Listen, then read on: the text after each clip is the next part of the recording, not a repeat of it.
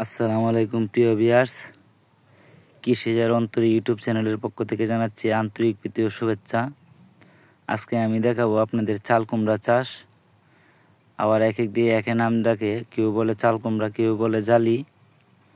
তো আপনারা চাইলে এরকমভাবে চাষ করতে পারেন।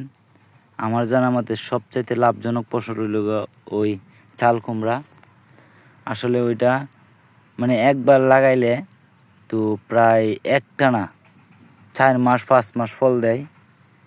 তো ওইটা জালি প্রচুর পরিমাণ জালি হয়েছে, আর ওইটাতে একবারে রোগবালাই কম হয়। যদি আপনি সিজনে রোপণ করতে পারেন বা বর্তমানে এই সময় রোপণ করতে পারেন, ইনশাল্লাহ একটানা 5 মাস ফল সংগ্রহ করা যায়। আর ওই জালি কিন্তু প্রচুর পরিমাণ ধরে, মানে অত্যন্ত লাভজনক একটা ফসল।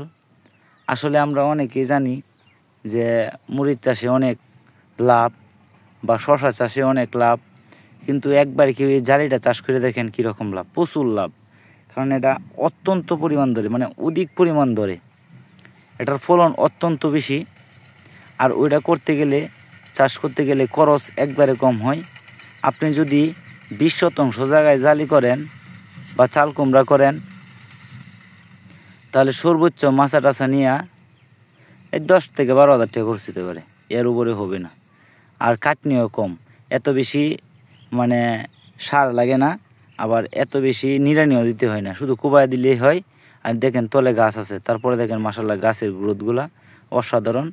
ওইটা আমাদের এক এলাকার সাধারণ কৃষকে করছে। আমি এর আগে করছিলাম এই ফসলটা।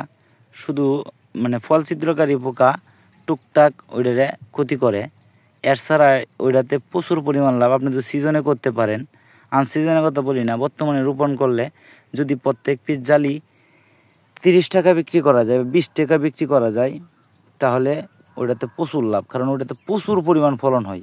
ভাই আমি ছাপা মারতাছি না, আমার অভিজ্ঞতাটা আপনাদের কাছে শেয়ার করতেছি। আপনারা যে কেউ সবজির মধ্যে ঝুঁকতে চান, তাহলে ওই জালিটা মাছা আকারে করতে পারেন।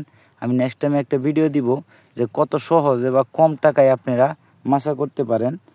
আর একবারে মাছা খরচ কম। দেখেন জাল দিয়ে দিয়েছি, কুড়ি দিছে, তার দিছে, ওকে হয়ে গেছে। আর এত পরিশ্রমের দরকার পড়ে না বা এত টাকা খরচের দরকার পড়ে না। একটা মাথার মধ্যে মনে করেন যে 2টা চারা দিছে, আর চারা থেকে চারা 4 দিছে, 4 দিছে। সাধারণ কৃষক, গ্রাম এলাকার কৃষক, ওরা এত স্মার্ট না, কিন্তু তাদের অভিজ্ঞতাটা শুধু খালি ওরা দেখাইতেছে, যতটুকু অভিজ্ঞতা আছে অতটুকু অভিজ্ঞতা দিয়ে করে। কারণ ওইটাতে খাটনি কম, ওইটাতে কীটনাশক লাগে কম, আর ওইটাতে ফলন বেশি। আসলে আমি যেটা মনে করি, এই যে কৃষক, ইয়ং কৃষক একটা, আমি যেটা মনে করি, আপনারা যারা চান যে জালি বা চাল কুমড়া চাষ করতে, তাহলে ইনশাল্লাহ করতে পারেন। আর ওইটাতে অত্যন্ত লাভ হয়, কারণ ওই লোক ওইটাতে খরচ কম। দেখেন জালি কী পরিমাণ গাছে জালি আছে, হবাই গিয়ে মানে জালিগুলাই মাছায় উঠছে। তো আসলে আপনারা এরকমভাবে চাষ করতে পারেন। আসলে আমি যেটা বলি, এটা বাস্তবতা থেকে, অভিজ্ঞতা থেকে 100% শিওর দিয়ে বলতে পারি। এখন যদি বর্তমানে ওইটা চাষ করেন, ইনশাল্লাহ অনেক লাভবান হবেন। আপনারা চাইলে এরকমভাবে চাষ করতে পারেন, একবারে শর্টকাট। মানে চারোদিক দিয়ে বাঁশ দিবেন, দিয়ে তার দিবেন, তার দিয়ে কুটির মাঝে তার টানাই দিবেন, আর উঠোনে একটা দিয়ে দিবেন। আমি নেক্সট টাইম একটা ভিডিও তৈরি করবো অবশ্যই, যে কম টাকায় কীরকমভাবে এই জালির মাছা তৈরি করা যায়। আসলে চতুর্দিক দিয়ে একটা বাঁশ গাইরে, তারপর আপনি তার টানায় দিলে হয়, তার টানায় দিয়া কুড়ি দিয়ে টিকা দিলেই হয়ে যায়। অত্যন্ত কম খরচ, যার কারণে ওইটাতে প্রফিট বেশি। ওইটাতে রোগ বেলায় নাই বলতে চলে। আবহাওয়া যদি অনুকূলে থাকে, মানে তাপমাত্রা যদি অধিক না হয়, তাহলে দেখবেন কী পরিমাণ জালি হয়। শুধু গাছে কুমড়া আর কুমড়া, কুমড়া চাল কুমড়া বলে, মানে শুধু চাল কুমড়াই দেখবেন, চাল কুমড়াই দেখবেন। তা আমার কতগুলো গাছ, যেটা আমাদের কম খরচে বেশি লাভ হয়, ওইটা আমরা করব। আর একটা জিনিস মাথায় রাখবেন, যে মরিচ চাষ কিন্তু অত্যন্ত কঠিন একটা সবজি। ওইটার দাম তখনই বাড়ে যখন কেউ মারাতে পারে না, আর যখন ওইটার দাম অ্যাভেলেবেল থাকে, তখন ওইটার দাম থাকে 20 টাকা, 30 টাকা, 40 টাকা কেজি। তো আসলে কোন পণ্যের দাম বাড়ে বলেন তো? যেটা কেউ মারাইতে পারে না, যখন এটা একবারে ক্রাইসিস থাকে, তখন এটার দাম বাড়ে। তো আমার কত লোকা, আপনারা যেটা চাষ করেন সীমিত আকারে চাষ করেন, অল্প দিয়ে শুরু করেন।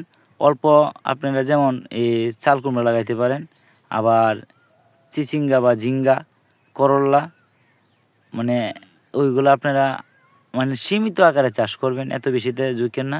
তো গাছের গ্রোথগুলো মাশাআল্লাহ ভালো, যদি আপনি রীতিমতো ওইগুলো পরিচর্যা করতে পারেন, এত বেশি পরিচর্যার দরকার পড়ে না। গোড়ায় যদি আপনি হালকা একটু সার দেন, মাইটিয়া সার যেটা বলে সরকারি, ওটা যদি দেন তাহলে গাছের গ্রোথ ঠিক থাকে। আমি ওইটা রোপণ করছি, একবার যদি লাগানো যায় তাহলে মিনিমাম ওইটাতে ফল আসবে 4 মাস, আর প্রচুর পরিমাণ ফলন ধরে ভাই। ওটা কিন্তু ওটা যে কৃষকে লাগাইছে ওইটা কিন্তু হাতের বীজ, হাইব্রিড কেমন হয় সেটা জানি না। আমি এর আগে রোপণ করছিলাম একবার, ওইটাও ছিল হাতের বীজ। মানে গাছে শুধু ঝালিয়ে দেখেন গাছগুলো হলে উঠতেছে, মাছায় উঠতেছে, এর মধ্যেও কী পরিমাণ মাছায় মানে ঝালি ধরছে। যদি মেঘ বৃষ্টি হয় ইনশাল্লাহ এখন, তাহলে দেখতে পারবেন ওটাতে কী পরিমাণ জালি আসে, মানে ফলের ভরে গাছের বাইরে আটকে জায়গা ওই রকম ফল আসে এই গাছগুলাতে। আর একটা জিনিস, এই সবজিটা এক জমিতে 2বার চাষ করা যায় না। তো ধন্যবাদ সবাইকে সবটুকু ভিডিও দেখার জন্য, ধন্যবাদ।